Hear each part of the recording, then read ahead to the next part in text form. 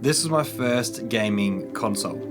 It defined a large chunk of childhood memories. Packing into my bag for sleepovers at friends' houses or sitting as far from the TV that the wired controllers allowed. My brother and I spent a lot of time rearranging game saves on a 1 megabyte memory card. They just always seemed to be full. I learned a lot of lessons from the PS1, perseverance for sure, like the amount of times that Crash Bandicoot got squashed by a boulder is countless.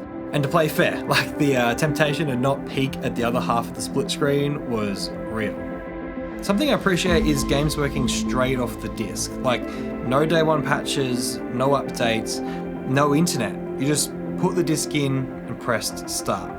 It's fascinating to think how far tech has come in just my lifetime. And being a lover of tech, I really appreciate how engineers could take a multitude of components and build such masterpieces of electronics.